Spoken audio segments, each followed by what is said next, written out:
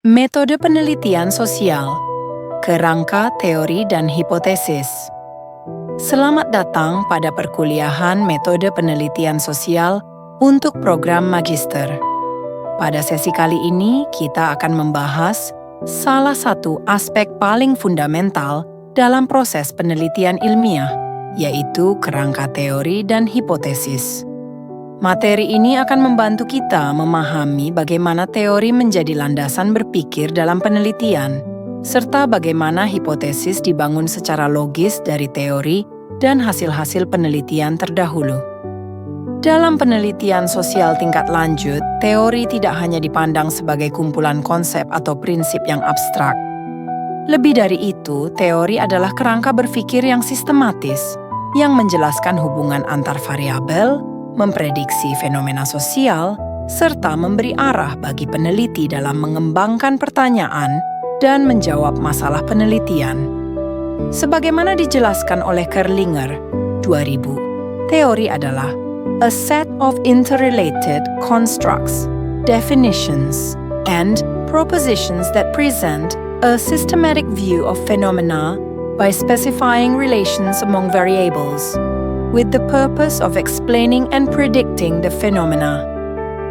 Artinya, teori memberikan pijakan logis yang menghubungkan fakta-fakta empiris dengan penjelasan rasional. Dalam konteks penelitian sosial, teori memegang dua fungsi utama. Pertama, teori berfungsi deskriptif dan eksplanatif, yaitu menggambarkan realitas sosial dan menjelaskan sebab-sebab terjadinya fenomena tertentu. Kedua, teori memiliki fungsi prediktif, yakni memungkinkan peneliti memperkirakan hubungan antar variabel dalam situasi baru. Dengan teori, penelitian tidak berjalan secara spekulatif, melainkan berpijak pada sistem pengetahuan yang teruji.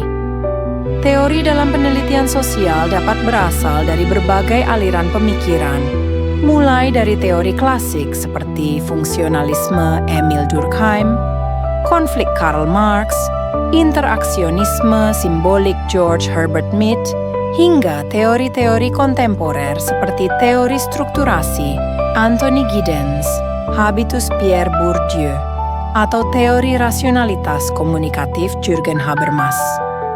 Pemilihan teori tentu harus disesuaikan dengan fokus penelitian, pendekatan metodologis, dan fenomena sosial yang dikaji.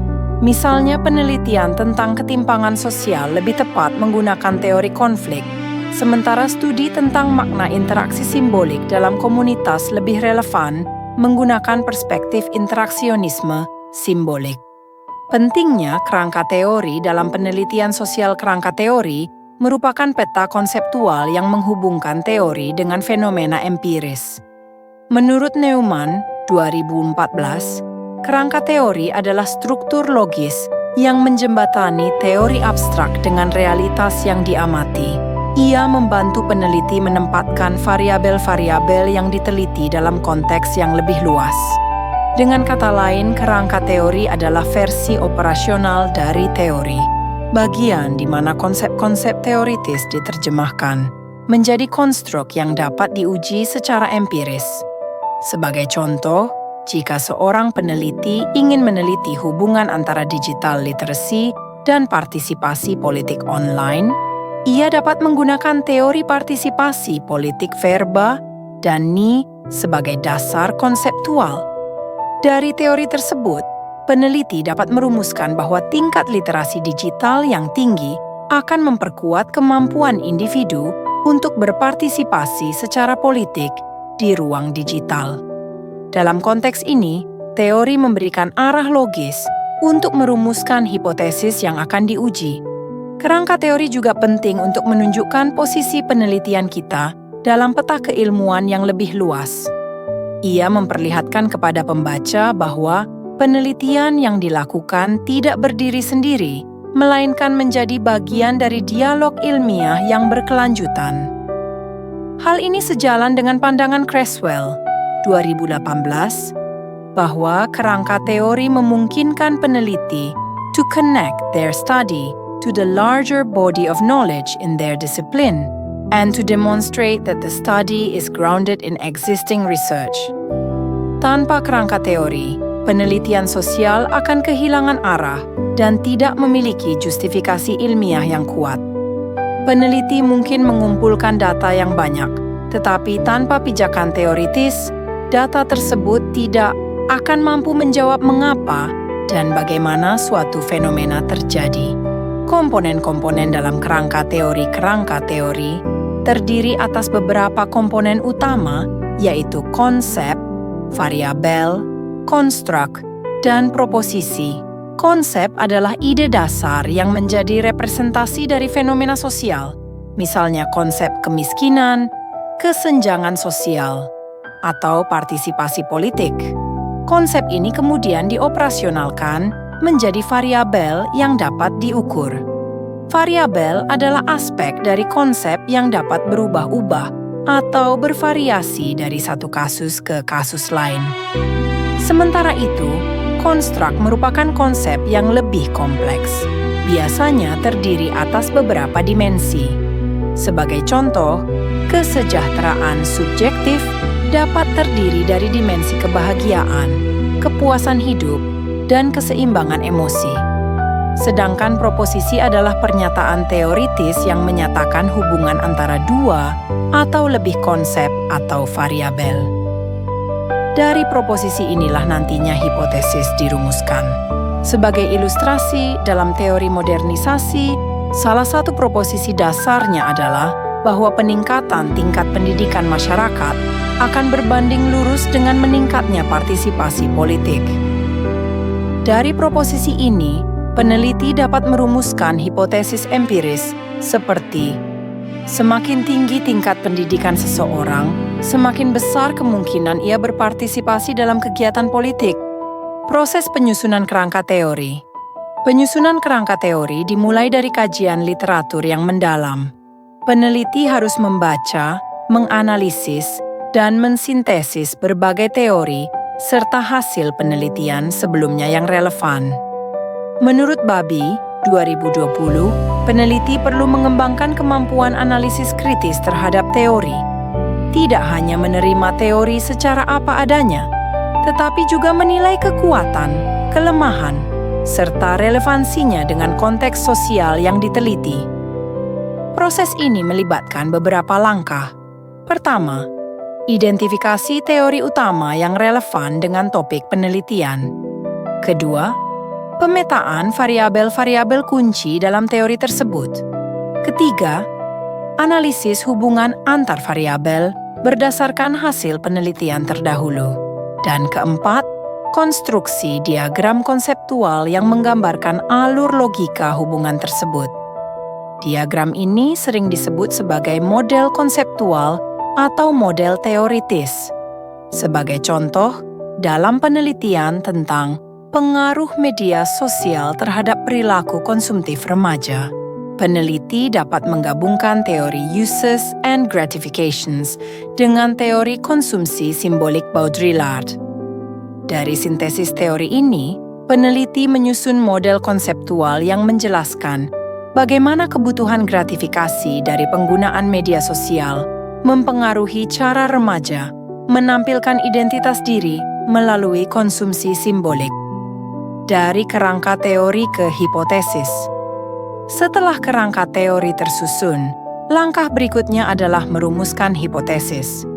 Hipotesis merupakan penjabaran logis dari proposisi teoritis yang dapat diuji melalui data empiris. Dalam penelitian kuantitatif, hipotesis menjadi panduan utama dalam proses analisis statistik. Sementara dalam penelitian kualitatif, meskipun hipotesis formal jarang digunakan, peneliti tetap berangkat dari asumsi teoritis yang eksplisit. Menurut Sekaran and Bougie, 2020, hipotesis adalah a logical supposition, a reasonable guess, or an educated conjecture that provides a tentative explanation for a phenomenon under investigation. Dengan kata lain, hipotesis bukanlah dugaan sembarangan, melainkan hasil dari pemikiran ilmiah yang berlandaskan teori dan bukti-bukti sebelumnya. Ada beberapa jenis hipotesis dalam penelitian sosial. Pertama, hipotesis deskriptif, yang berhubungan dengan dugaan mengenai karakteristik suatu variabel tunggal. Misalnya, sebagian besar mahasiswa pascasarjana memiliki orientasi penelitian terapan. Kedua, hipotesis komparatif, yang membandingkan dua atau lebih kelompok. Misalnya, terdapat perbedaan tingkat partisipasi sosial antara mahasiswa laki-laki dan perempuan. Ketiga, hipotesis asosiatif atau korelasional, yang menyatakan adanya hubungan antara dua variabel atau lebih. Misalnya, ada hubungan positif antara tingkat literasi digital dan partisipasi politik online. Hipotesis juga dapat dibedakan menjadi hipotesis nol, H equals null, dan hipotesis alternatif, H1. Hipotesis nol menyatakan tidak ada hubungan atau perbedaan antara variabel yang diteliti, sedangkan hipotesis alternatif menyatakan sebaliknya. Misalnya H0, tidak ada hubungan antara literasi digital dan partisipasi politik online. Sementara H1, ada hubungan positif antara literasi digital dan partisipasi politik online. Pengujian hipotesis dilakukan dengan menggunakan data empiris, dan hasilnya menentukan apakah hipotesis nol ditolak atau diterima. Ciri-ciri hipotesis yang baik. Menurut Gay dan Ayrasian, 2012, hipotesis yang baik memiliki beberapa ciri utama. 1. Dapat diuji secara empiris. 2. Dinyatakan secara jelas dan tidak ambigu. 3. Berlandaskan teori dan penelitian terdahulu. 4. Memuat variabel yang dapat diukur. Dan 5. Bersifat spesifik serta relevan dengan tujuan penelitian. Hipotesis yang kabur, terlalu umum, atau tidak dapat diuji akan membuat penelitian kehilangan arah dan validitasnya. Sebagai contoh, hipotesis pendidikan berpengaruh terhadap kehidupan sosial terlalu luas dan tidak dapat diuji secara langsung. Sebaliknya, hipotesis tingkat pendidikan berpengaruh positif terhadap partisipasi masyarakat dalam kegiatan gotong royong di lingkungan perkotaan jauh lebih spesifik, terukur, dan dapat diuji secara empiris. Keterkaitan teori, kerangka teori, dan hipotesis. Hubungan antara teori, kerangka teori, dan hipotesis bersifat hierarkis dan sistematis. Teori memberikan landasan konseptual umum yang menjelaskan fenomena sosial secara luas. Kerangka teori merupakan penerapan teori tersebut dalam konteks penelitian tertentu, dengan menampilkan variabel dan hubungan antar variabel yang relevan. Sementara hipotesis adalah pernyataan khusus yang dapat diuji secara empiris dan merupakan turunan langsung dari kerangka teori. Dalam diagram logis, alur berpikir ini dimulai dari teori, kerangka teori, hipotesis, data empiris, kesimpulan teoritis. Dengan demikian, teori tidak hanya menjadi titik awal penelitian, tetapi juga menjadi titik kembali untuk menginterpretasikan hasil. Seperti yang ditegaskan oleh Merton, Slicks 1998, dalam konsep teori construction, penelitian ilmiah seharusnya bersifat siklik. Hasil penelitian empiris memperkuat, memodifikasi, atau bahkan menggugurkan teori yang ada. Contoh penerapan, mari kita lihat contoh sederhana. Seorang mahasiswa S2 Sosiologi ingin meneliti pengaruh kepercayaan sosial terhadap partisipasi dalam program pemberdayaan masyarakat. Ia menggunakan teori modal sosial dari Robert Putnam 1993 sebagai dasar teori. Dalam teori tersebut dijelaskan bahwa kepercayaan sosial, jaringan sosial, dan norma timbal balik merupakan elemen penting yang meningkatkan efektivitas tindakan kolektif.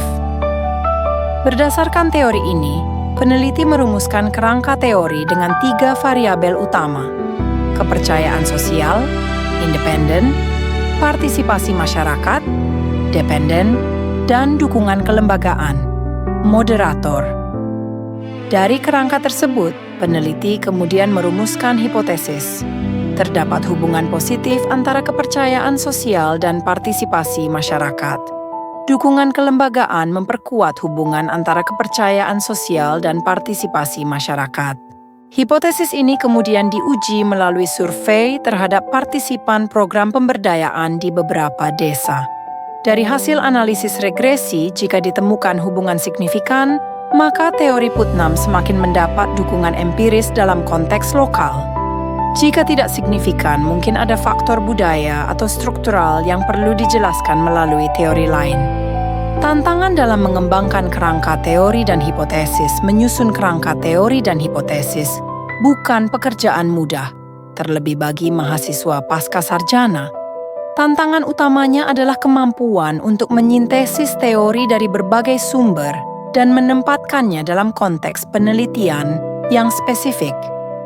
Banyak peneliti pemula yang terjebak pada kesalahan umum, menumpuk teori tanpa mengintegrasikannya, atau merumuskan hipotesis tanpa dasar teoritis yang jelas. Selain itu, teori sosial bersifat dinamis, selalu berkembang seiring perubahan masyarakat.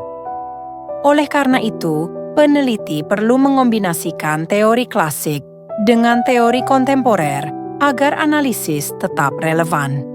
Misalnya, dalam penelitian tentang digital activism, peneliti bisa menggabungkan teori resource mobilization dari McCarthy dan Zalt dengan konsep network society dari Manuel Castells. Integrasi semacam ini menunjukkan kemampuan berpikir kritis dan inovatif yang menjadi ciri khas penelitian tingkat pasca sarjana. Peran teori lokal dan konteks sosial dalam penelitian sosial di Indonesia penting juga untuk mempertimbangkan teori-teori lokal yang bersumber dari realitas masyarakat sendiri. Sebagaimana diungkapkan oleh Soerjono Sukanto, 2012, teori sosial tidak selalu harus diimpor dari Barat. Teori lokal dapat muncul dari hasil refleksi mendalam terhadap fenomena sosial yang khas Indonesia. Misalnya, konsep gotong royong dapat dijadikan dasar bagi teori partisipasi sosial berbasis solidaritas komunal. Peneliti sosial di tingkat magister perlu peka terhadap konteks sosial, budaya, dan historis dari fenomena yang dikajinya. Dengan menggabungkan teori global dan lokal, penelitian tidak hanya relevan secara akademik tetapi juga memiliki signifikansi praktis bagi kebijakan sosial dan pembangunan masyarakat. Refleksi epistemologis kerangka teori dan hipotesis juga mencerminkan posisi epistemologis peneliti. Dalam paradigma positivistik, teori berfungsi untuk menguji kebenaran melalui deduksi dan pengukuran variabel yang objektif. Namun dalam paradigma interpretatif atau konstruktivistik, teori digunakan sebagai lensa untuk memahami makna subjektif dan interaksi simbolik. Mahasiswa S2 perlu memahami bahwa pilihan teori dan cara merumuskannya tidak netral, melainkan bergantung pada paradigma dan pendekatan metodologis yang digunakan. Sebagai contoh, dalam pendekatan kuantitatif, hipotesis sering dirumuskan secara formal dan diuji dengan statistik. Sementara dalam pendekatan kualitatif, peneliti lebih menekankan pada emerging hypothesis atau working proposition yang berkembang selama proses analisis data. Dengan demikian, pemahaman terhadap teori dan hipotesis harus fleksibel dan sesuai dengan tradisi ilmiah yang diadopsi. Kesimpulan dan penegasan. Sebagai penutup, mari kita simpulkan beberapa hal penting. Pertama, teori adalah fondasi penelitian sosial yang memberikan arah, struktur, dan justifikasi ilmiah bagi setiap langkah penelitian. Kedua, kerangka teori berfungsi sebagai peta konseptual yang menjabarkan hubungan logis antar variabel dan menjadi dasar bagi perumusan hipotesis. Ketiga, hipotesis merupakan bentuk konkret dari proposisi teoritis yang dapat diuji secara empiris, dan hasil pengujiannya akan memperkuat atau memperbaiki teori yang digunakan. Peneliti sosial, khususnya di tingkat magister, perlu memiliki kemampuan berpikir teoritis yang tajam, berpijak pada literatur yang luas, dan berorientasi pada pengujian ilmiah yang sistematis. Tanpa landasan teori yang kokoh, penelitian akan kehilangan arah, dan tanpa hipotesis yang jelas, penelitian akan kehilangan tujuan. Oleh karena itu, membangun kerangka teori dan hipotesis bukan sekadar formalitas akademik, melainkan merupakan proses intelektual yang menentukan kualitas keseluruhan penelitian sosial. Sebagaimana dikatakan oleh Immanuel Wallerstein, 1999, "Theory is not a luxury in social science. It is the very condition of meaningful knowledge." Dengan kata lain, teori bukan pelengkap, melainkan syarat mutlak bagi ilmu yang bermakna. Mari kita jadikan teori sebagai kompas berpikir dan hipotesis sebagai panduan empiris agar penelitian sosial kita mampu memberikan kontribusi nyata bagi pengembangan ilmu pengetahuan dan transformasi sosial yang berkeadilan.